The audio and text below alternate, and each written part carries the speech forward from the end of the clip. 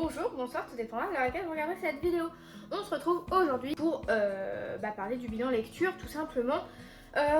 J'espère que vous, votre mois d'avril a été riche et positif en lecture, parce que moi il a été riche, mais pas forcément positif. J'ai vraiment eu des lectures compliquées. Il faut savoir que j'étais en challenge la plus grande partie du mois, donc ce qui fait que j'avais une palle de base qui, selon les petites péripéties du challenge, a dû bouger.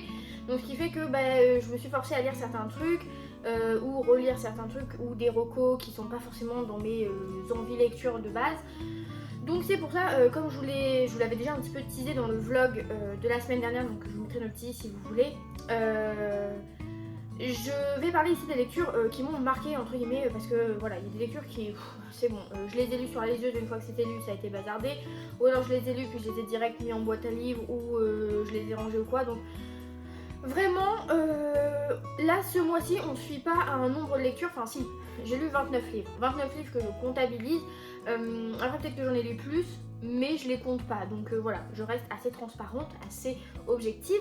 Donc il faut savoir que c'est pas très organisé. La pile de livres est à côté de moi, enfin ceux que j'ai en physique. Il n'y a pas d'organisation de je vous parle d'abord de mes suites et de mes machins et de mes trucs. Non, on y va au feeling. Donc c'est parti, on va essayer d'être assez bref. Donc j'ai lu et du coup terminé la série, la duologie Le Roi Berger, parce que j'ai lu Deux couronnes corrompues qui est la suite d'une fenêtre sous les ténèbres, pour lequel j'ai eu vraiment un coup de cœur. J'ai adoré la lecture du premier tome. Je trouvais ça vraiment très original. Avec la dose de sombritude qu'il fallait et des personnages vraiment très percutants. Donc dans ce tome, voilà, je ne vais pas vous spoiler, mais en gros l'histoire c'est qu'on suivait Elspeth, qui est une jeune femme qui est secrètement atteinte d'un mal parce qu'elle a elle a été en contact avec la brume, qui est une espèce de malédiction près du village, et ce qui fait que elle a dans sa tête une entité avec qui elle cohabite, mais elle doit cacher cette chose parce que en gros, normalement, si tu touches la brume, t'es condamné à mort, on te tue parce que voilà, tu pourrais contaminer les autres, devenir très négatif, enfin bref. Et il s'avère que on va l'utiliser, on va vouloir se servir d'Elspeth pour retrouver des fameuses cartes d'un célèbre jeu qui permettrait d'anéantir cette fameuse brume. Donc voilà, ça paraît très compliqué. Vraiment, le premier tome, quand je l'ai lu, il y a des passages où je le lisais plusieurs fois parce que je me disais punaise, c'est hyper tordu, c'est hyper ardu. Et je suis contente parce que Margot qui l'a lu avait le même avis sur le premier tome en mode qu'est-ce que je lis, et au final c'était génial. Je dois dire que ce tome m'a plu. J'avais un peu peur parce que ici donc il se passe un événement à la fin du tome 1 qui fait qu'on a dans le tome 2 d'autres personnages mis en avant. Et j'avais peur parce que le mois dernier j'ai voulu lire la suite de The Five Crowns. Et en fait, il s'avère que le tome 1 j'avais adoré, j'avais vraiment beaucoup aimé ce que j'avais lu. Et en fait, dans le tome 2, on suit un autre personnage, et donc nos personnages du premier tome sont vraiment au second plan, genre ils sont vraiment plus présents, c'est un peu du tome compagnon, mais en étant une suite directe de l'intrigue principale, c'était un peu bizarre. Et j'ai eu peur que ça me fasse ça ici, parce que du coup, The Five Crowns j'ai abandonné, on y reviendra à un moment donné dans l'année. Mais ici, au final, non, parce que les personnages sont quand même très chouettes. Les autres en font toujours partie de l'intrigue, en fait, Elspeth est toujours là malgré ce qui a pu se passer. Donc j'ai bien aimé, en plus il y a des petites romances un peu sympas, un peu la tension est un peu présente et tout, donc c'était très cool. Donc c'est une très très bonne duologie de fantasy, je dirais pas high fantasy parce que c'est pas non plus hyper complexe, mais c'est quand même assez sombre, il y a quand même quelques trigger warnings, donc je vous la recommande, mais peut-être renseignez-vous avant. Ensuite, une lecture beaucoup plus légère, vraiment qui s'est lue d'une traite, c'est Sébastien Grandélis et les mystères de la gastronomagie. Donc c'est un one shot, et la particularité c'est que derrière on nous dit un roman manga captivant dans l'univers de la gastronomagie. Donc c'est un roman sur la cuisine, et donc le côté manga c'est parce que vous avez à des moments des petites planches comme ça au fil de votre lecture. Ici on rencontre Sébastien qui est une jeune femme, une ado, elle a 14-15 ans je crois, qui vit avec sa grand-mère et son père, et dans l'auberge de sa grand-mère qui est une très bonne cuisinière, bah voilà, elle se fait un petit peu la main et tout. Et un beau jour, malheureusement, lors d'une recette, il y a un élément qui va de travers, grosse panade, on doit faire intervenir les autorités, etc. Et du coup, elle va se retrouver embrigadée pour être cuisinière aux ordres d'un grand chef dans un grand restaurant très reconnu. Et on va se rendre compte que peut-être tout n'est pas rose, et donc on va avoir une petite enquête. J'ai trouvé l'intrigue vraiment très sympa. Alors, c'est une lecture jeunesse. En revanche, je pense que ça n'aurait pas fait de mal si ça avait été en 2 tomes ou alors si ça avait été une petite série avec plein de petits tomes parce que je pense que pour le lectorat que ça vise, c'est peut-être un petit peu dense. Il y a 420 pages, c'est vrai que moi en plus quand on me dit un roman manga captivant, je m'attendais à ce que la partie manga soit davantage présente. Je m'attendais peut-être à ce qu'il y ait voire un chapitre tous les 4 chapitres narrés, enfin vous voyez ce que je veux dire. Et voilà, j'ai trouvé que c'était un petit peu mal dosé sur ce plan. On voit un roman manga, mais les planches sont très rares. Les illustrations, même sans qu'il y ait du dialogue, juste s'il y avait eu des planches d'illustration. Mais en fait, non, donc j'ai trouvé que c'était un peu une pub un peu mensongère. Voilà, on va pas se mentir. Mais l'histoire était vraiment très bien, c'était très drôle, les personnages étaient très chouettes, c'est tout mignon. Franchement, l'intrigue, je trouve que l'enquête, donc forcément pour le public que ça vit, nous ça nous paraît prévisible, mais pour un jeune lectorat, c'est assez dynamique et assez entraînant jusqu'à la fin. Donc ça je recommande, mais voilà. Je trouve pourtant que l'idée du roman manga pourrait être une solution, notamment pour élargir les horizons de lecture de certains jeunes qui vont être plus team manga et qui là pourraient avoir un pied à l'étrier de la lecture en ayant une alternance de planches dessinées et de romans avec que des mots écrits. Et là malheureusement voilà, la promesse à laquelle je m'attendais n'est pas tenue à mes yeux, mais l'idée est plutôt bonne. Ensuite j'ai eu un coup de cœur pour le dernier R.J. Ellory, donc Everglades, chez Sonatine, que j'ai trouvé vraiment très chouette. Pareil, je vais pas m'étaler parce que vous avez mon avis en détail dans le premier épisode de la trilogie du mercredi dont je vous avais parlé il y a quelques temps, où voilà, régulièrement maintenant les mercredis j'essaierai de poster une vidéo avec 3 avis livresques de ce que j'aurais lu. Je l'ai pas trouvé ce mois-ci parce qu'avec le challenge c'était un peu compliqué, mais bref, peut-être qu'en mai ça va mieux se mettre en place, mais en tout cas il y a une vidéo test qui sera dans le petit. Du coup Everglades c'est un policier. R.J. Ellory est très célèbre, moi je ne connais pas, c'est mon premier et ça a totalement marché avec moi parce que j'ai retrouvé une vibe un petit peu à la Maxime Chatham avec son premier livre L'âme du mal, tant dans les personnages que dans le côté réflexion sur l'être humain. Ici voilà, on rencontrait Garrett Nelson Garrett, on savait pas trop son nom parce que les Américains aimaient avoir des prénoms en nom et des noms en prénom, qui suite à une mission qui tourne mal, doit arrêter son métier de policier, de shérif adjoint, et il va se retrouver par un concours de circonstances à être surveillé dans un centre pénitentiaire, et donc il va être confronté voilà, à la justice américaine, la peine de mort, etc. Donc à côté de ça on a des petites enquêtes, des petits mystères. C'était vraiment très bien, je vous le conseille à 200%. Ensuite, à l'heure où je tourne, ça sort aujourd'hui, donc pour vous quand vous voyez cette vidéo c'est sorti mercredi parce que je poste samedi. C'est le voile écarlate de Shelby Mahurin, donc ça c'est mon épreuve non corrigée, je vous mettrai du coup la couverture à côté de moi.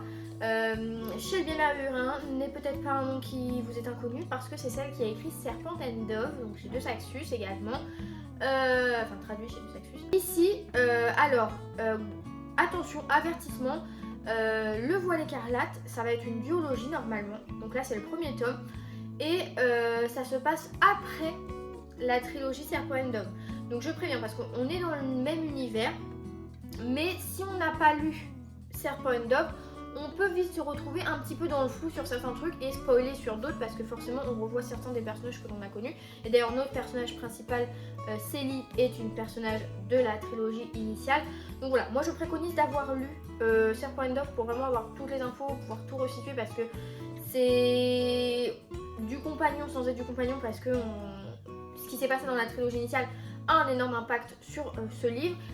Sauf qu'ici, du coup, Serpent and Dove c'était des sorcières et ici nous avons des vampires. Et attention, pas des vampires gentils du tout. Ouh là là non, des vampires très sombres. J'ai beaucoup aimé, du coup on retrouve Célie qui est une jeune femme qui est dans Serpent and Dove et qui... je vais peut-être spoiler, mais pas vraiment parce que ça va pas vous parler. Mais du coup c'est la première femme chasseuse parce qu'elle est fiancée au capitaine des chasseurs. Donc les chasseurs se sont vus qui traquent un peu les créatures surnaturelles, etc. Mais suite à ce qui s'est passé dans Serpent and Dove, ça a été un petit peu revu et tout. Et il va y avoir une série de meurtres et Célie va vouloir un peu faire ses preuves et enquêter dessus. Sauf que pendant son enquête, elle se fait kidnapper par Michal. Alors les prénoms... Par contre Shelby, je pense que tu as un problème avec les prénoms. Parce que entre Jean-Luc, Frédéric, Michal... moi Michal, c'est Qui a volé l'orange Star Academy 3, donc non merci. Vraiment, ça m'aide pas à me projeter des prénoms nuls, donc faut faire un effort. Tout ça pour dire que elle se fait kidnapper par Michal, qui est un sombre vampire, il est ténébreux, un peu charismatique évidemment, et du coup il va lui dire que lui aussi il est un peu sur l'enquête, c'est pas lui le coupable, donc est-ce qu'ils vont pouvoir s'allier, donc voilà. C'est un gros résumé bref, mais j'ai trouvé ça plutôt très sympa. Quelques longueurs parfois, ce serait le défaut que j'aurais à donner, mais j'ai bien aimé parce que le mythe du vampire est revisité d'une manière intéressante. Également, la romance qui peut s'augurer ne prend pas le pas et n'est pas niaise. Je la trouve assez bien construite par rapport au personnage de Célie et son caractère, donc ça c'était très cool. Mais voilà, je dois dire que je sais que c'est un point d'œuvre, il y a des avis mitigés. Je pense quand même que si vous l'avez lu sans pour autant l'avoir vraiment apprécié, laissez une chance au Voile écarlate, notamment si vous voulez quelque chose d'assez sombre et d'assez oppressant avec des vampires, parce que ça pourrait peut-être davantage vous convaincre. Le mois dernier, pour mon anniversaire, mon amie Chloé m'a offert un livre. Oui, là, je contredis ce que j'ai dit dans le vlog dernier, mais j'avais fait une wishlist, donc elle ne pouvait pas se tromper. De toute façon, Chloé, c'est quelqu'un qui je pourrais demander un livre, je sais qu'elle saurait prendre les bons. Mais du coup, elle m'a offert, parmi ma liste, Ces femmes qui tuent, de Gérard Morel.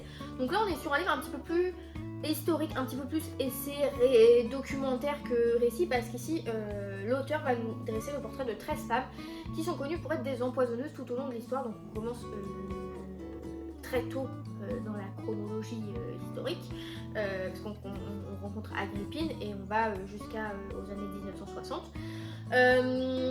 Excellent dans le sens où je trouve que c'est écrit avec une certaine dérision, une légèreté et un humour qui est peut-être propre à l'auteur, je ne le connais pas, mais qui avec moi a très bien fonctionné. Là on nous récite pas, en fait c'est pas une page Wikipédia de telle nana elle a été empoisonneuse à telle époque et machin et machin. Là on a vraiment un petit côté un petit peu burlesque, un petit peu romancé.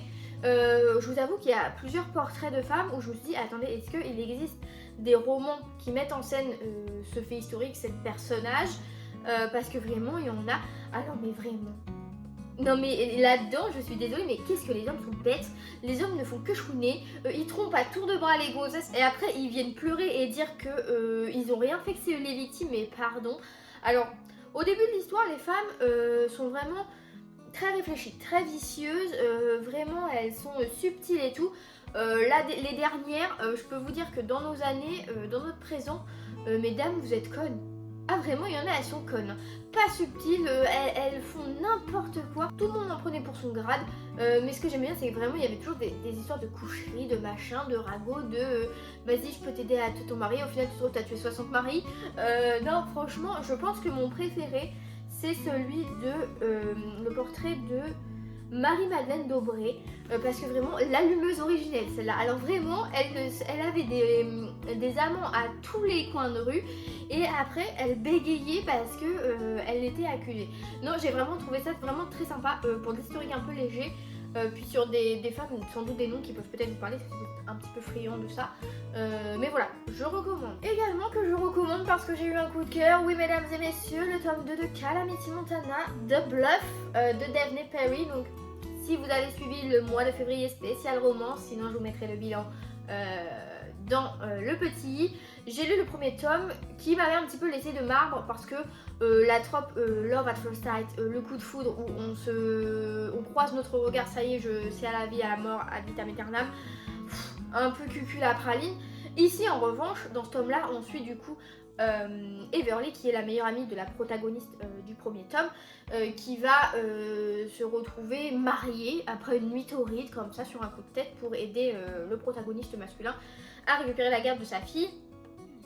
J'ai trouvé beaucoup plus drôle, beaucoup plus léger, beaucoup plus émouvant que le premier. Everly, c'est une personnage qui m'avait pas mal intriguée dans le premier, donc j'étais contente de la revoir. Pareil, on retrouve aussi un peu les autres personnages que nous avons vus avant, donc ça c'est cool. Un peu de spicy, un peu beaucoup peut-être de spicy, parce que ça tourne quand même d'abord autour d'une relation sex-friend, hein, c'est le début de tout, donc logique. En revanche, contrairement dans le premier tome où c'était vraiment, ça arrivait des fois comme un cheveu sur la soupe et c'était un peu malaisant, ici je trouve que c'est plutôt bien fait et c'est pas gênant parce que quand on a de la scène de fesses, ça correspond aux personnages, à leur relation de base. Alors dans le premier ils étaient niais comme pas deux mais ils baisaient comme des fauves, alors aucun rapport. Autant ici ils sont tous les deux des fauves mais ils baisent tous les deux comme des fauves. Non, plus sérieusement, moi j'ai pas été gênée par la dimension malaisante que ça peut m'apporter des fois. Je trouve que c'est plutôt crédible quand ça arrivait et tout, donc forcément que ça se repose des fois un petit peu sur ces détails là, mais c'est la base de la relation donc ça colle. Donc non, franchement celui-là vraiment très bien. Ensuite j'ai reçu de la part des éditions de l'Observatoire 2 services presse de titres que j'avais demandé. L'un des deux était La Couronne du Serpent, donc pareil que vous pourrez retrouver en suivi de lecture, en avis lecture détaillé, en péripéties de lecture dans le vlog de la semaine dernière que je vous mettrai aussi dans la barre d'infos, de Guillaume Périlloux. Ici on rencontre Björn qui est l'acteur vedette du film Mort à Venise, qui est réel, enfin c'est inspiré d'un fait réel. Et donc on suit un peu voilà comment il a été dégoté, comment il a vécu la célébrité, et on a une alternance de temporalité parce qu'on a aussi le témoignage de Björn dans les années 2019-2020 en parallèle de comment il a vécu la célébrité. Je dois dire que j'ai été mitigée, j'ai mis la moyenne, la plume était cool. En revanche, comme je ne connais pas le film Mort à Venise, ni les acteurs, ni tout ce qu'il peut y avoir autour de cette période cinématographique, ça ne m'a pas parlé, donc ça m'a pas transcendé. En revanche, ça m'a énervé parce que le réalisateur est vraiment une sale personne. Quand on voit Björn qui est jeté en pâture dans ce monde-là, dans ce bain-là, alors qu'il a 14-15 ans, franchement, c'est terrifiant. Surtout quand on a son témoignage à notre époque et qu'on voit les répercussions que ça a eu, les addictions que ça a pu créer et tout. Donc c'était une lecture difficile, poignante, mais qui je pense saura davantage sans doute convaincre quelqu'un qui a un affect pour le film ou au moins qui le connaît. Ensuite, alors là, c'est pas la cata, mais presque. J'ai lu en lecture commune avec Oriane, donc de la chaîne Misère Pourpre. Vraiment j'étais trop contente de faire une lecture commune avec elle, la star. On a décidé de lire ensemble, de s'infliger ensemble la lecture de Mon mari de Maud Ventura. Alors je sais pas si j'ai adoré ou détesté ce bouquin. Vraiment je comprends pas comment... Oh là là. Attendez, je me resitue. On va rencontrer, en fait ça va être du point de vue de la femme du couple qui nous raconte son adoration pour son mari. Et là ça fait 15 ans qu'ils vivent ensemble et elle est un peu en mode appliquée sur le moindre truc. Vraiment elle a une obsession pour son mari qui est presque malsaine. Vraiment je vois pas... Et donc on suit en gros ses misères. On suit ses chouineries, ses gênements, parce qu'elle ne fait que geindre, elle ne fait que se plaindre parce que son mari, tout ce qu'il fait, ça ne va jamais, mais elle l'adore. Elle est folle de lui, mais il fait que de la merde, donc il est coupable. Donc dans son petit carnet des problèmes, elle écrit tel jour, telle date, telle heure, il a fait ça, il a dit ça, ça ne m'a pas plu, donc je vais le punir, genre je ne vais plus lui parler le matin. Genre je vais me coucher et me tourner dos à lui. Ah mais quel âge avez-vous madame? Vraiment, à quelle heure t'es bête comme ça? Et genre à un moment, en fait, c'est qu'elle est trop à chercher la petite bête. Genre le moindre truc, genre sa façon de respirer, elle peut trouver quelque chose à redire. Genre, ah là il a pris 2 inspirations, il ne m'aime plus. Alors que la dame a le cul au monstre. Parce que vraiment, il y a des plot twists dans le livre. Où on pense que ça peut pas être pire, qu'elle peut pas être plus paranoïaque et détestable que ça. Elle réussit à l'être. Parce que là, elle est avec son petit carnet des problèmes et tout machin. Elle est prof, donc elle se compare sans cesse à tout le monde et machin. Et elle accuse son mari souvent de la tromper ou de regarder une autre femme et tout. Alors que elle, tous les jeudis, elle va le tromper, le type. Mais elle fait ça parce qu'il le mérite, parce que c'est sa punition. Mais à quelle heure? Je suis désolée, je spoil, mais c'est l'un des livres, c'est un des pires livres que j'ai lus. Et pourtant, vous connaissez mon côté commère, on va y revenir plus tard dans la vidéo. En plus, c'est que pour moi, à un moment, il y a une scène. Alors là, je pense que là, ça a été le pompon sur la goutte d'eau. Son mari. Je spoil, j'en ai rien à faire. Ne perdez pas votre temps à lire ce livre, sauf si vous voulez lire quelque chose d'absurde et être scandalisé par tant de bêtises. Mais il y a l'anniversaire de la petite fille. Ils organisent un espèce de barbecue. Le mari parle avec la femme du voisin dans la cuisine. Il la regarde quand il lui parle. Et là, l'autre, elle pète un câble. Elle va se jeter sur le mari de la voisine en question. Coucher avec lui. Alors attention, parce que pour moi, vu comment j'ai lu et comment je l'ai interprété, c'est une scène en V. Franchement, il y a 0 consentement. Donc je trouve ça un peu malvenu. Mais c'est terrible. Comment... Moi, ce qui m'a fumé, après ce qui m'a fumé, déjà la fin. J'ai trouvé la fin un petit peu facile, quand même. Mais à la fin, c'est que dans le remerciement, la nana qui a écrit, l'auteur, elle dit quoi? Elle dit merci à mon mari qui m'a soutenue pendant les 3 ans où j'ai écrit ce livre. T'as mis 3 ans pour faire ça? Bah remets ta vie en question, parce que là t'as perdu 3 ans de ta vie, parce que 3 ans pour écrire ça, vraiment, mais qu'as-tu fait? Genre t'écrivais 100 mots par jour, je ne sais pas, mais c'est... En fait, je trouve ça aberrant d'absurdité. Vraiment, je vous jure, je lisais et j'étais énervée de ma lecture parce que elle était détestable. Donc je sais pas, j'ai vu des retours sur son autre livre célèbre où soi-disant la protagoniste aussi est détestable, mais alors si elle est plus détestable que là, faut le faire. Et alors la fin j'étais mais attends, mais soit tu es Freda McFadden, c'est la femme de ménage, donne la suite en fait. Parce que moi, les 3 dernières pages m'intriguaient plus que tout le bouquin. Ah non mais elle a des enfants avec son mari, elle supporte pas les gamins parce qu'ils ont l'attention de son mari et tout, mais en fait c'est toi la perverse narcissique, madame. Parce qu'il y a des gens dans les critiques que j'ai vues qui disaient ouais elle est dépendante affective, non, elle est juste folle dingue, elle est zanzine.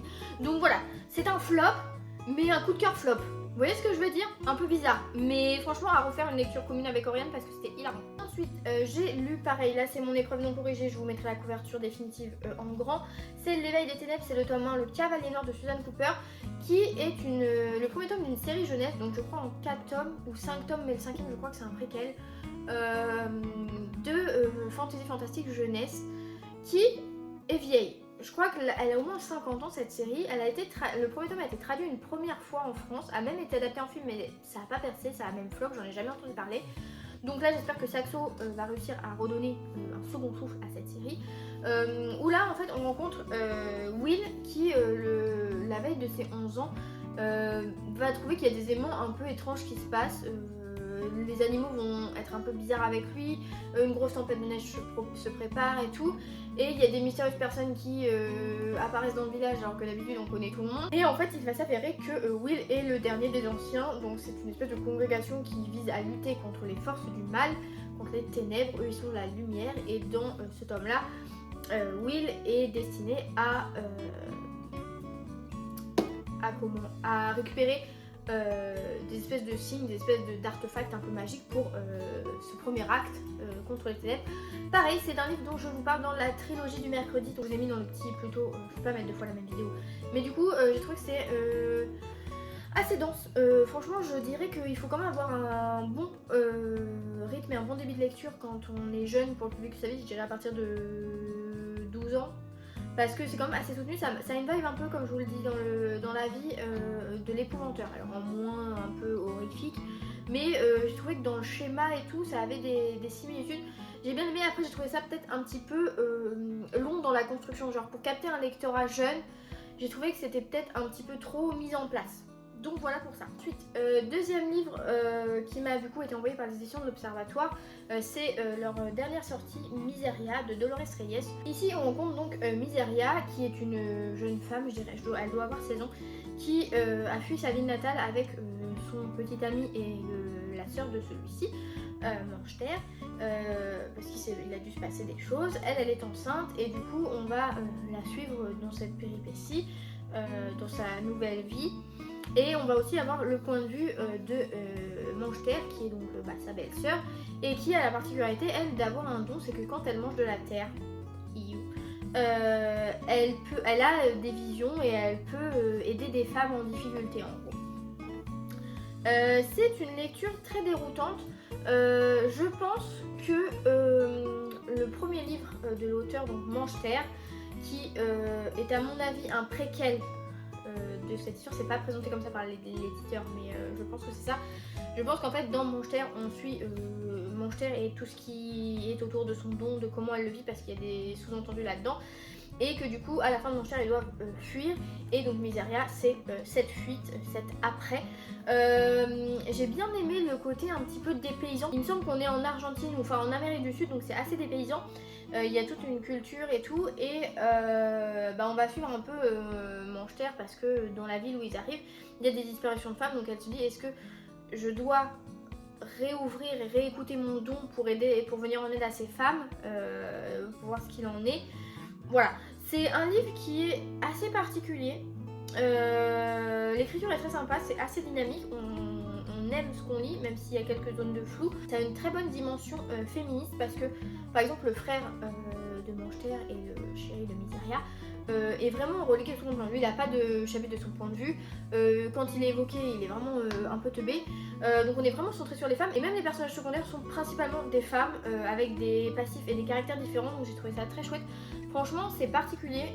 Il faut le lire avec du recul et pas s'attendre à quelque chose. Franchement, si vous lisez le résumé, il faut pas se monter des grandes attentes parce que c'est déroutant.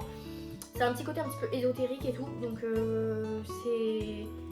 c'était plutôt sympa. Franchement, ça m'a vraiment fait sortir de ma zone de confort. Donc je serais très curieuse du coup de découvrir Manchester par la suite. Parce que je pense que j'aurais plus d'affect pour le personnage de la sœur plutôt que pour Miseria. Et ensuite, le dernier livre que j'ai en physique et que j'ai mentionné dans la trilogie du mercredi épisode 1, c'est The Wasting Game de Hélène Raskin. Donc c'est chez Monsieur Toussaint l'ouverture. Très sympa.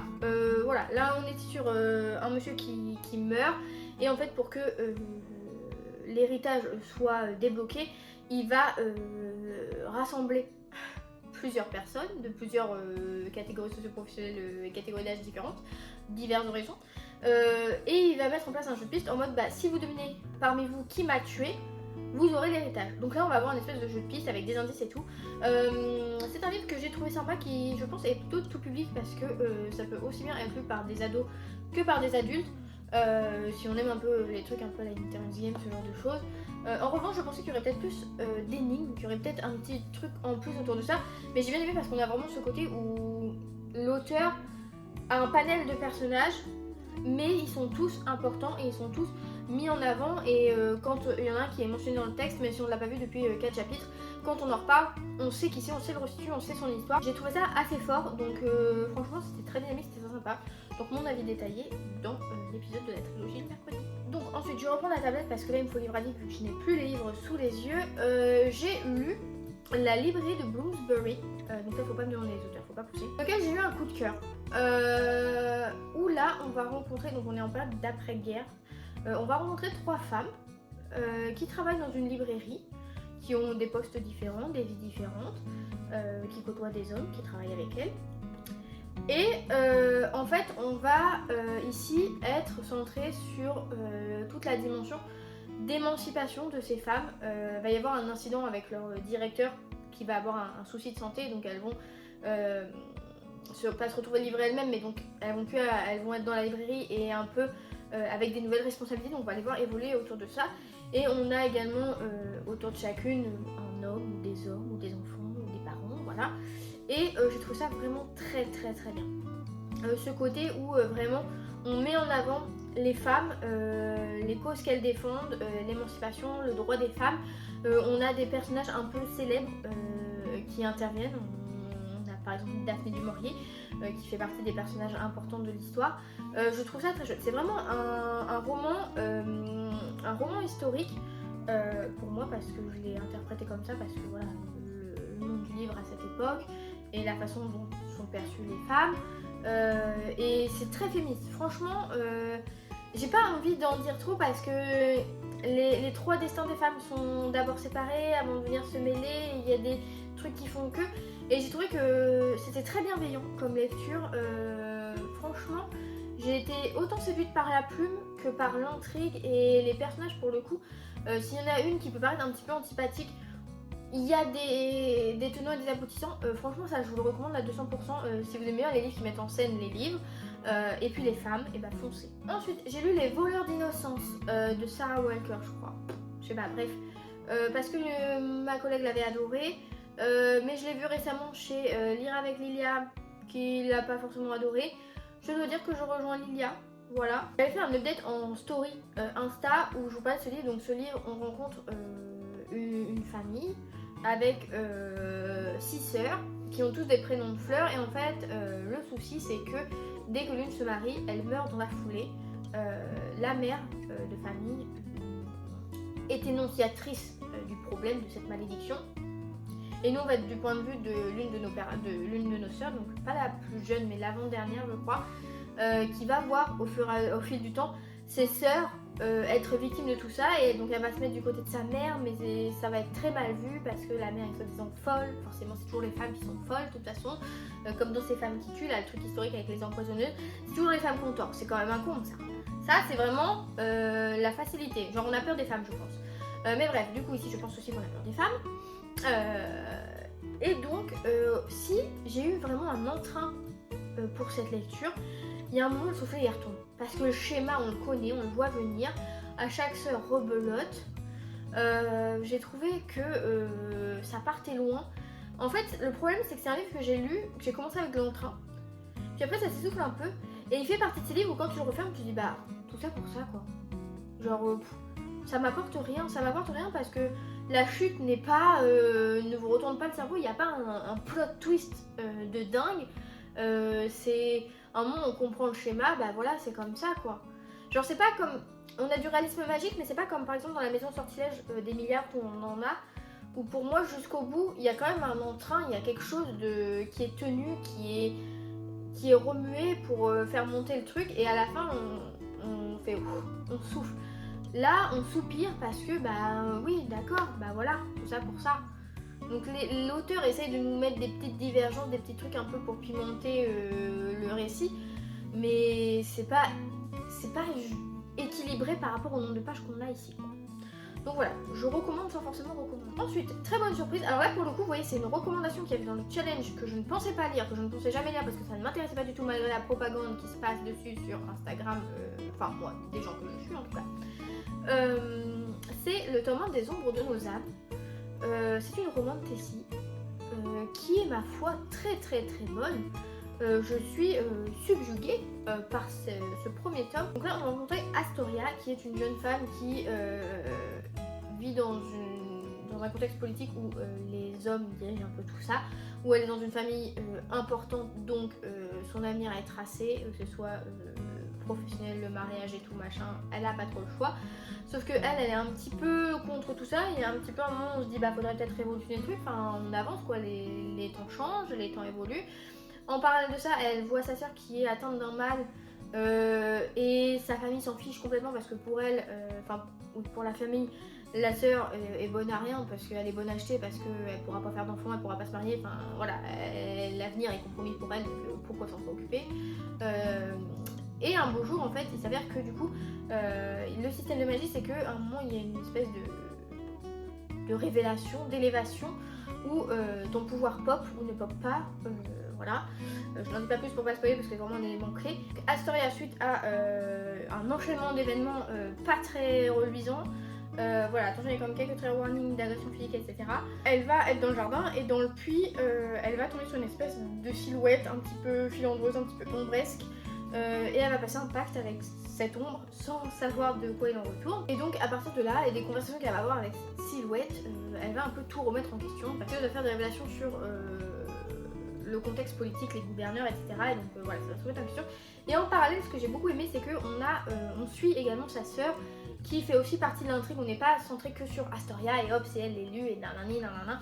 Non, tous les personnages sont vraiment sympas, le fond de famille est trop bien. Alors s'il y a des choses qu'on voit venir, il y en a d'autres, je peux vous dire que moi j'étais sur les fesses et ça se lit tout seul. Franchement ça fait un nombre de pages interminable, mais ça se lit tout seul. En plus on l'a lu en lecture commune pour une condition du challenge, donc c'était encore plus cool franchement de dire ça avec des gens.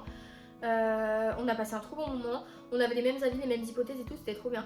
Donc j'ai hâte de lire la suite. Ce sera peut-être pas tout de suite, mais c'est une série que j'ai entamée et que je suis contente d'avoir entamée. Voilà. Donc si vous voulez une bonne romance de Tessie où vraiment c'est dosé, là la romance dans ce premier tome n'est pas forcément au premier plan selon les personnages. Le système de magie est vraiment très sympa, franchement je suis agréablement surprise parce que pour une fois c'est pas cliché. C'est quand même très bien construit, on a un vrai world building, des vraies intrigues. Ensuite, alors, ça c'était pas prévu, mais si vous l'avez suivi, peut-être, pas du tout. Avec mon copain, on a eu un week-end où on avait beaucoup de route. Donc, je lui ai lu plusieurs résumés de livres que l'on serait susceptible d'écouter en audio, voilà, qui était dans ma palle, entre guillemets, j'ai pas réellement de palle. Et celui qui a retenu son attention, c'était Tresse de la mer émeraude de Brandon Sanderson. donc l'un de ses romans secrets écrits pendant la période du Covid, où là on rencontrait Tress qui est amoureuse d'un jeune homme, mais un beau jour ce jeune homme va partir avec ses parents pour aller se trouver une femme, pas cool, il a rien demandé le type, et ses parents vont revenir sans le type, parce que soi-disant la sorcière de la mer de je sais plus où, elle l'a pris entre ses griffes. 13 va dire je ne suis pas d'accord, il faut que j'aille le sauver, et donc là elle va partir, elle va monter sur un bateau un peu en mode clandestin et tout, et on va voir tout ce côté piraterie, fantasy, quête, des sorcières, des dragons, des rats qui parlent. Je dois dire que l'audio était vraiment sympa, c'est trop chouette parce que je vais revenir après sur un autre livre que j'ai écouté en audio où le narrateur a fait une réapparition. Donc ça m'a fait drôle parce que quand j'ai entendu, je dis ah mais c'est la voix de machin, et c'était très chouette. Donc voilà, ça, parenthèse fermée. Mais écoute, très agréablement, j'ai trouvé ça, c'est mon premier Brandon Sanderson. Je sais qu'il a fait beaucoup d'autres choses qui sont longues, qui sont denses et tout.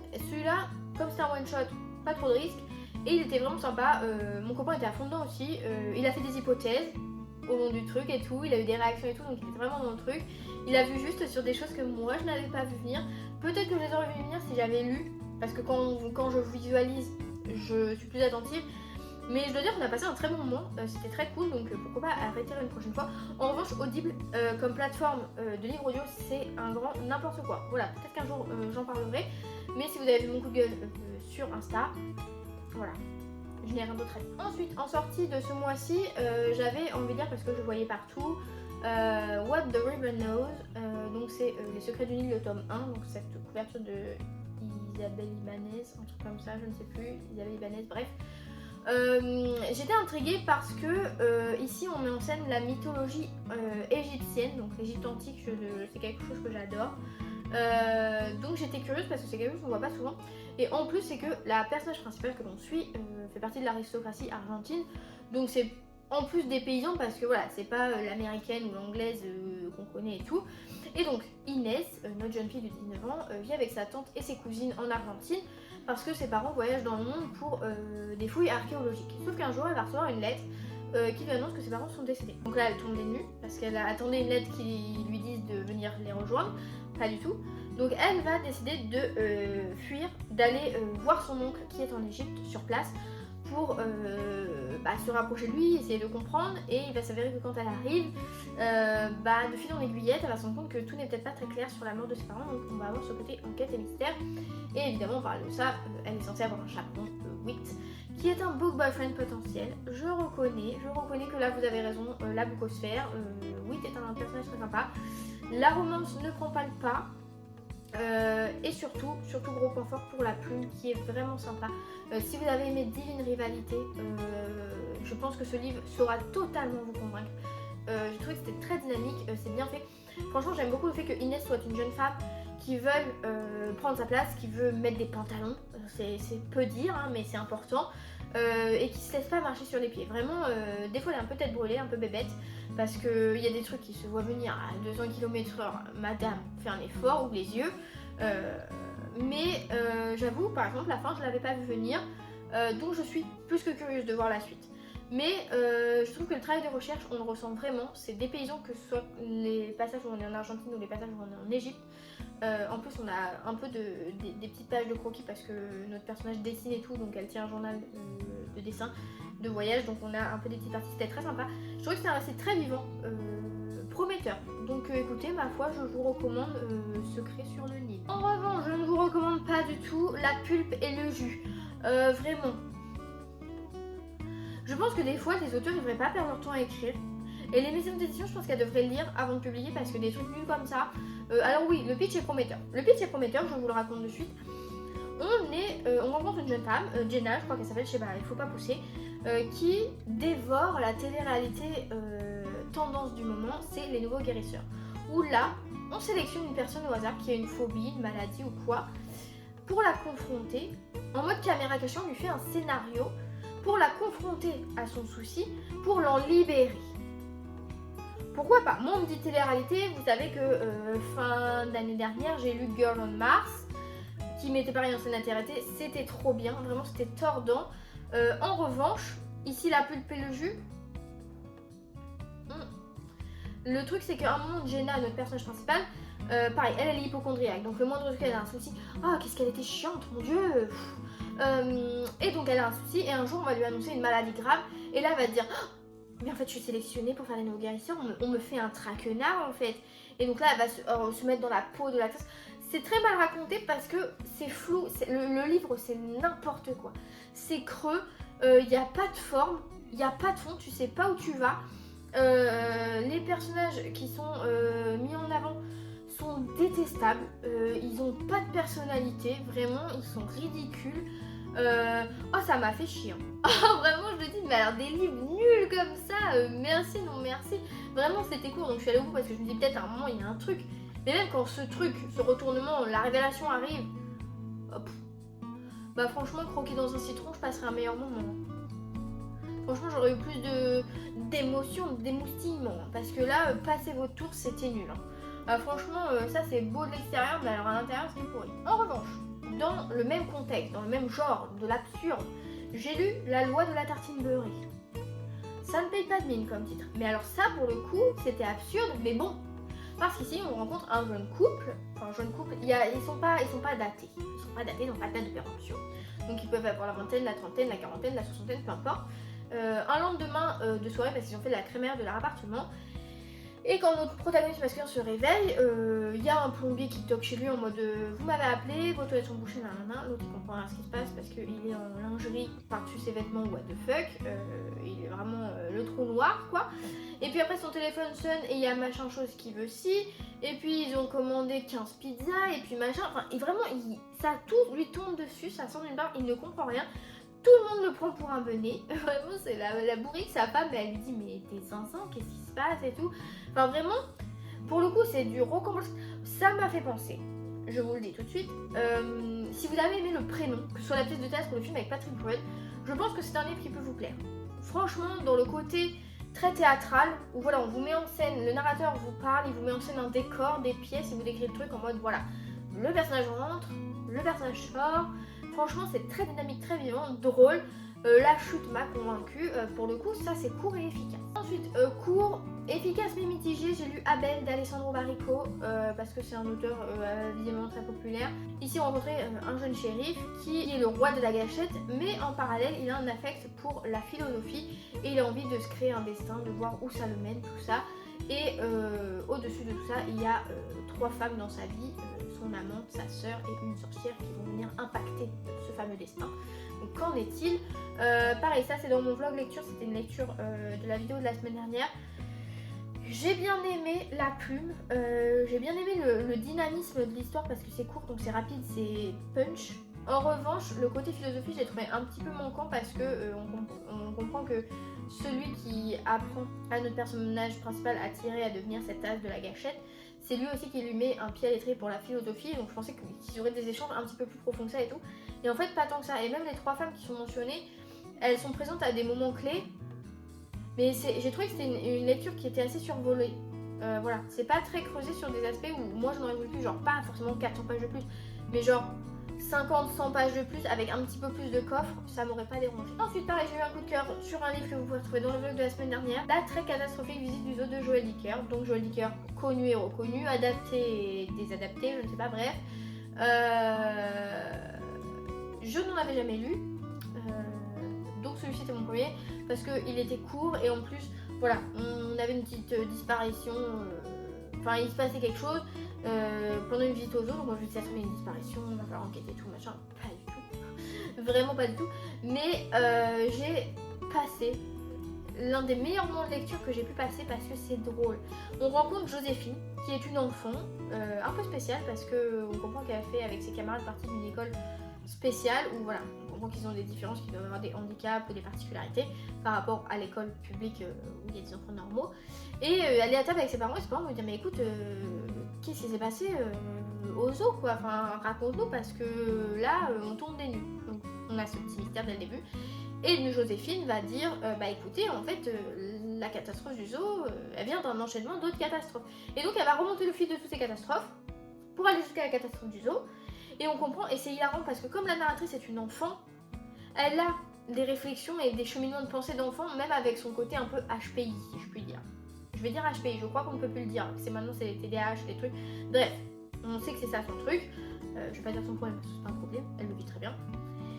Et du coup, on va suivre ce panel de personnages, plus recommandables que les uns que les autres, et c'est très drôle. C'est très drôle parce que c'est tout public. En fait, c'est que vous lisiez ça avec votre enfant, avec votre grand-mère, tout seul, qu'un ado de 11-12 ans le lise tout seul. Ça fonctionnera parce que l'auteur arrive à faire en sorte que les réactions de ces personnages soient des réactions qui peuvent être dignes d'un réel enfant.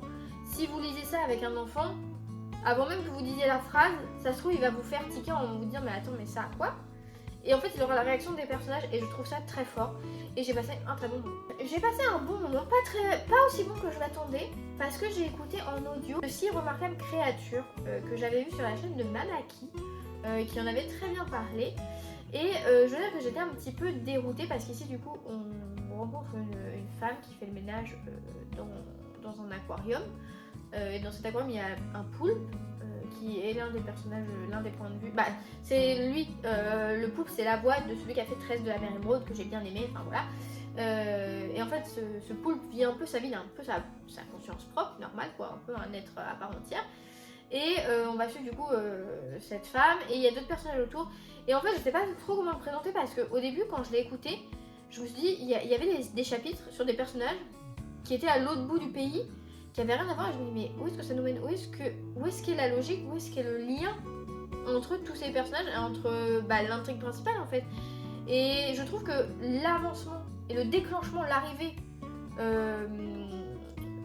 du twist, du rassemblement des personnages arrive un peu tard. Je vous avoue que j'ai trouvé ça un peu long dans la dynamique, alors que pourtant en audio, généralement, ça serait un peu plus dynamique que quand on le lit nous-mêmes. Mais j'ai trouvé après que c'était bien écrit. Une fois que tout se met de mèche, l'histoire prend une tournure qui m'a vraiment convaincue. Mais voilà, je trouvais que c'était un petit peu long à démarrer. Ensuite, toujours présent dans le vlog, j'ai lu La bibliothèque des auteurs disparus. Donc c'est chez Nami, donc c'est de la littérature asiatique, où là on rencontrait une jeune femme qui a un poste de libraire qui est pas foufou. On va venir la démarcher pour qu'elle soit bibliothécaire dans une bibliothèque un peu particulière parce que c'est une bibliothèque qui n'ouvre que la nuit et dont le fond de livres ce sont des bibliothèques d'auteurs disparus, décédés. Donc voilà, et donc elle va accepter et ça va un peu peser le mystère autour de qui est le propriétaire mystérieux de ce lieu et d'autres petites intrigues liées à d'autres personnages. Pareil, comme pour de si remarquables créatures, j'ai trouvé que c'était un peu long à démarrer et que au moment où l'action arrive, elle est condensée dans les 20 derniers pourcents et du coup tous les 80 autres pourcents, c'est dommage parce que ça aurait pu être plus équilibré si on avait eu un petit peu, même juste des petits passages un petit peu ponctués partout pour arriver à ce bouquet final, un peu resté sur ma faim. Mais c'est un livre feel good qui fait du bien quand on aime la littérature asiatique et que ça met au centre l'univers du livre, des librairies, des bibliothèques. Moi j'aime bien, c'est toujours des messages positifs, les personnages sont toujours attachants, donc je recommande quand même. Aussi présent dans le vlog lecture, c'est Le Livre des Portes de Garrett Brown, une fantasy, urban fantasy de chez Sonatine où on rencontre une jeune femme, Cassie, qui travaille dans une librairie café. Et qui malheureusement un jour va avoir affaire à un décès d'un client en face d'elle et dans le feu de l'action elle va tomber sur les livres qu'a laissé traîner l'homme disparu et dans ces deux livres il y a Le Comte de Monte Cristo et un livre un peu bizarre avec des schémas, des écritures, des gribouillis de portes et la particularité c'est que avec ce livre si elle visualise un lieu elle ouvre la porte qu'il y a devant elle et elle arrive dans ce lieu. Et à côté de ça, elle peut donc voyager partout, mais aussi dans le temps. Et on va se rendre compte qu'il y a des personnages peut-être pas très bien intentionnés qui voudraient récupérer ce livre. Et que ce n'est peut-être pas le seul livre qui a des particularités. Donc voilà, on va avoir un peu cette course contre la montre. On est un peu dans une ambiance, pas Dark Academia, mais un peu à la Scholomance, un peu La mer sans étoiles. Le livre qui refusait de brûler. Comme je vous le dis, ce sont 3 titres qui me font penser à ce que j'ai lu là. Où voilà, on a quelque chose d'assez complexe, mais plus abordable que parfois certains livres qui vous font des nœuds au cerveau. On a ce combat avec les forces du mal et tout, j'ai trouvé que c'était très chouette. La façon dont est abordé le voyage dans le temps, alors moi je suis pas une puriste qui fait des théories et des calculs pour voir si c'est crédible ou pas, je profite de ma lecture. En plus je l'ai lu en audio, c'était très dynamique, donc si vous avez l'occasion de l'écouter, foncez parce qu'il était très sympa. Ensuite il divise. L'auteur divise, tout le monde divise, c'est des divisions. J'ai lu La prof de Freda McFadden. Alors, avis un peu controversé parce que, comme pour mon mari, j'ai adoré détester. J'ai adoré détester parce que j'ai vu l'avis de Julie Jolie que j'adore sur Insta qui a détesté, profondément détesté ce bouquin, qui lui a trouvé tous les défauts du monde. Et en fait c'est que les défauts qu'elle y a trouvé, moi j'ai trouvé que c'était des qualités parce que c'était nul. Non, c'était pas nul, au contraire. Non, parce que j'ai mis 4 étoiles, donc c'est pas que c'est nul. Mais en fait, on rencontre du coup un couple, pareil, il est dans le vlog lecture. De toute façon, je vous referai un récap à la fin de la vidéo. Mais on rencontre un couple qui est professeur dans le même lycée, donc l'une de maths, l'autre d'anglais. Et tous les deux cette année dans leur classe, c'est pour trouver une gamine qui a eu des problèmes l'année précédente par rapport à un prof et tout, on comprend vite. Donc qui est coupable, qui est victime, qui est machin, qui est truc. On a des trigger warnings. J'avoue que je n'ai pas beaucoup appuyé là-dessus sur mon avis Booksa, donc je le dis ici.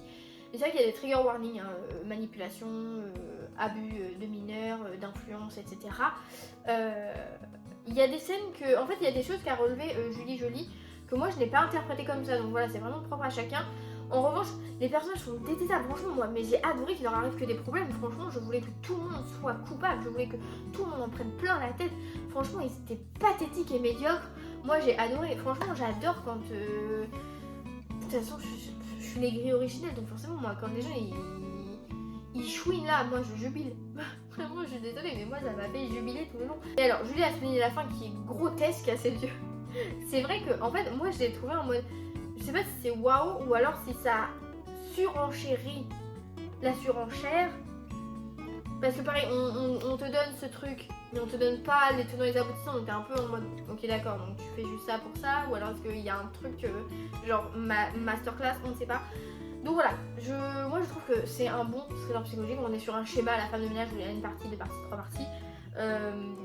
Un peu prévisible sur certaines choses forcément, mais ce que j'ai apprécié c'est que encore une fois Freda McFadden ne prend pas la facilité dans ce livre là où tout le monde n'est pas ou victime ou coupable, tout le monde est à la fois victime et coupable, tout le monde a des choses à se reprocher et j'adore que ça dégénère pour eux, vraiment j'adore les personnages qui souffrent, voilà je suis désolée, vraiment c'est gratos.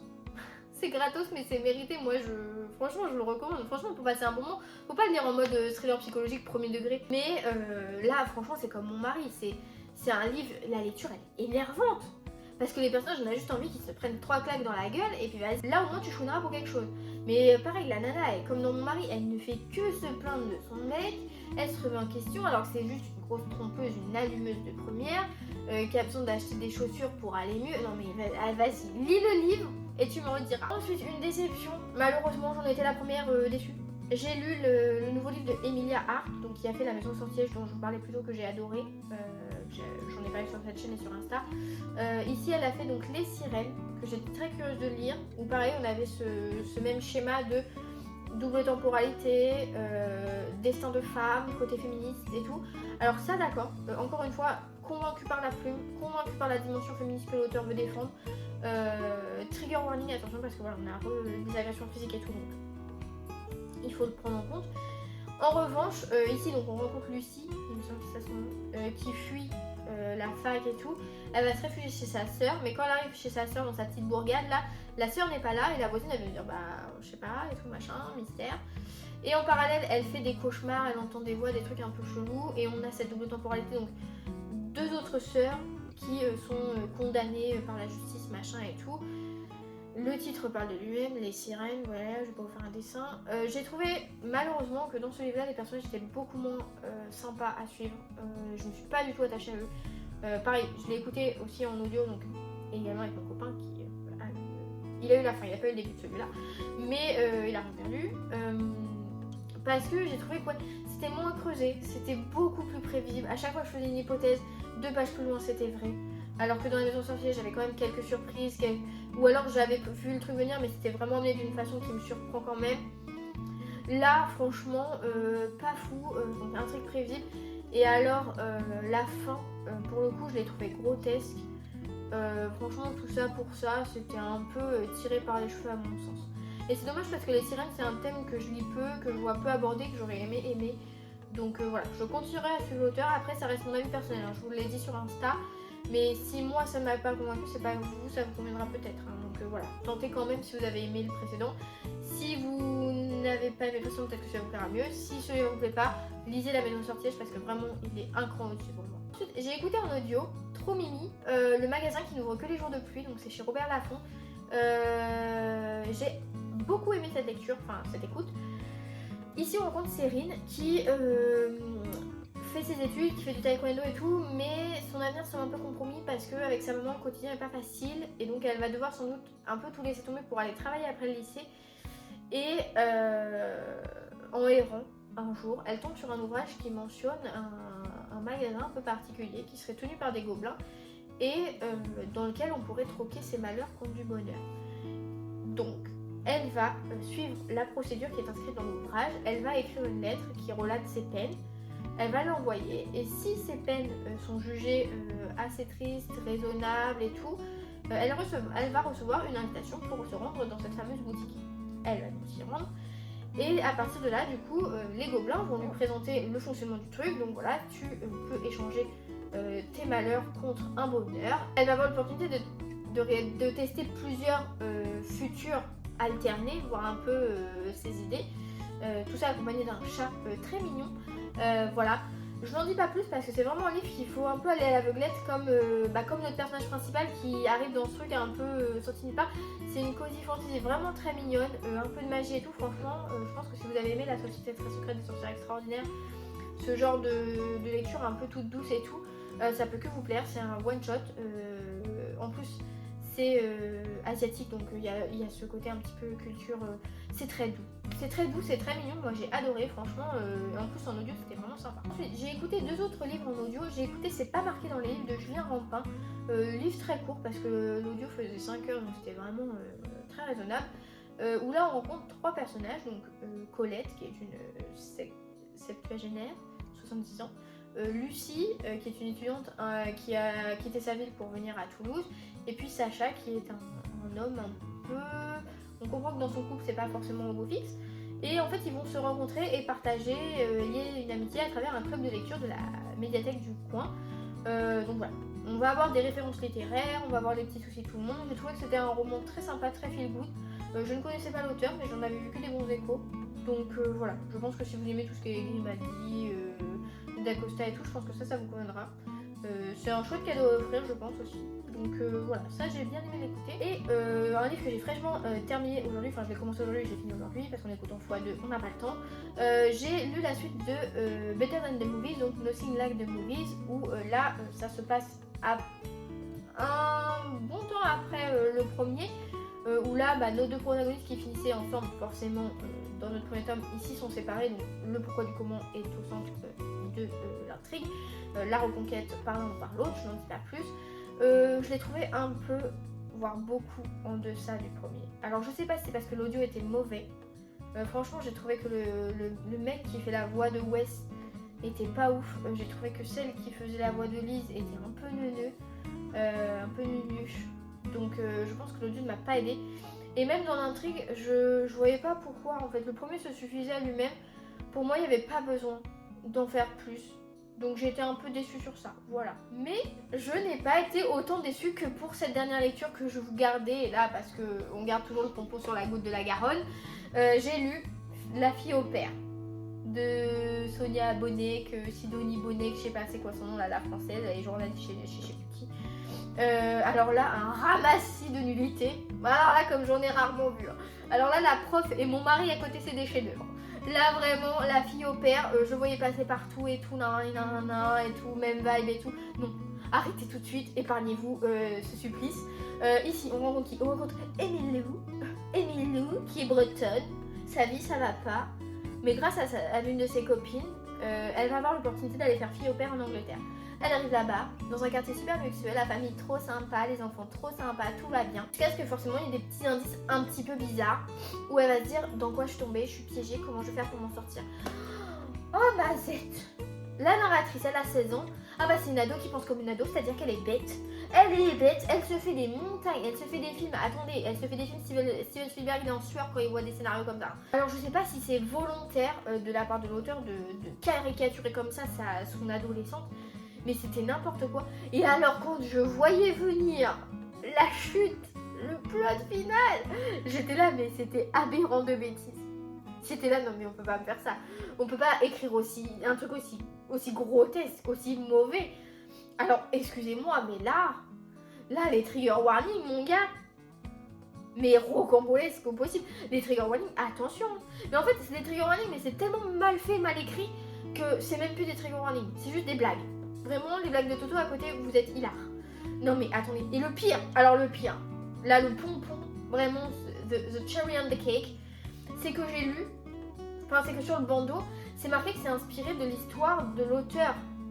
Attendez. J'ai été du coup me renseigner, j'ai été me rencarder sur qu'est-ce qu'a vécu l'auteur. Ça n'a aucun rapport. Vraiment, ce qui est dans le bouquin, ce qui est raconté dans le bouquin, et ce qu'elle a vécu, ça n'a vraiment aucun rapport. La seule similitude, c'est qu'elle est bretonne et qu'elle a fait fille au père en Angleterre. Mais les deux intrigues, sa vie et l'intrigue de son bouquin, aucun rapport. Vraiment, oh là là. J'avais l'impression de voir un film avec Louis de Funès. Vraiment, c'était d'une grotesquerie. Ah bah alors là, entre mon mari, la prof et puis la fille au père, ah bah alors là, les nanas, heureusement qu'il y en a un peu des badass dans ces femmes qui tuent, et encore il y en a des connes. Mais alors, non mais les auteurs, et vous croyez quoi? Moi je pense, faut arrêter de publier des trucs aussi mauvais. Là il m'en reste un, attention, parce qu'il m'en reste un, il me reste la femme de chambre. Il me reste la femme de chambre à lire, pareil que j'ai vu un peu partout, là qui est sortie en poche récemment. Donc vraiment, je vais tenter l'aventure, hein, parce que moi quand il y a des commérages, je suis vraiment à fond dedans. Mais alors quand c'est n'importe quoi, ah bah faut pas, je suis désolée, hein, mais moi j'ai aucune pitié pour les auteurs. Hein. Moi quand tu fais un truc mauvais comme ça, bah bien sûr que je vais te descendre en publication alors que je suis personne. Hein. Je suis désolée mais j'ai pas de pitié. Hein. Aucune pitié. De toute façon la nana, elle est journaliste, sa carrière elle est faite. Pourquoi je me tiens comme ça, on dirait que je suis au bistrot du coin, on s'en fiche. Non mais, elle est là en mode, ah moi j'ai été traumatisée et tout machin parce que juste, je vais spoiler la vie de l'auteur. La nana quand elle a été fille au père machin, la famille dans laquelle elle est tombée, le mec voulait que ce soit sa maîtresse, alors que c'était une ado. Ok, c'est traumatisant, pas de problème. Et donc elle a eu peur parce que il fallait qu'elle trouve un subterfuge pour pouvoir rentrer chez elle et voilà. Mais alors, viens pas dire que ce que t'écris, ça s'inspire de toi parce que là, ce que ta personnage principal elle vit, mais personne vit ça. Hein. Personne a le plus. Franchement, stop. Stop, tu prends tes désirs pour des réalités, ma cocotte. Non, c'était pas...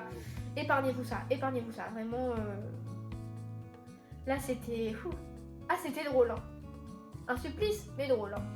Franchement, y a des gens qui sont payés pour parler des livres. Bah là, je comprends que vous soyez payés. Hein. Parce que lire ça gratuitement, se l'enquiller, compliqué. Hein. En plus, je l'ai écouté en audio, donc la narratrice, elle avait une voix de gamine. Et puis elle surjouait tellement tout. Ah non, oh le calvaire.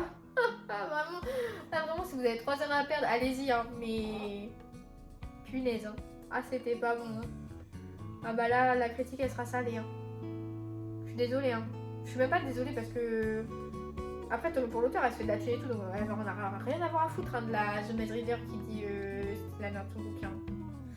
Mais alors, je vous jure, non mais le plot... Oh, si je pouvais faire une vidéo spoiler. Oh mais non mais... Ah, vous y attendez pas, hein. Ah bah ça c'est sûr que vous le voyez pas venir, hein, parce que là ça va crescendo. Bref, sur ce, il va falloir conclure, hein, parce que là la nuit tombe, un peu comme la nuit est tombée quand j'ai lu ces livres. Comme je vous le disais du coup, dans la trilogie du mercredi, épisode 1, vous retrouvez mes avis détaillés de The Wasting Game, L'éveil des ténèbres, le tome 1 et Everglades. Donc pareil, une barre de description petit au moment de la vidéo.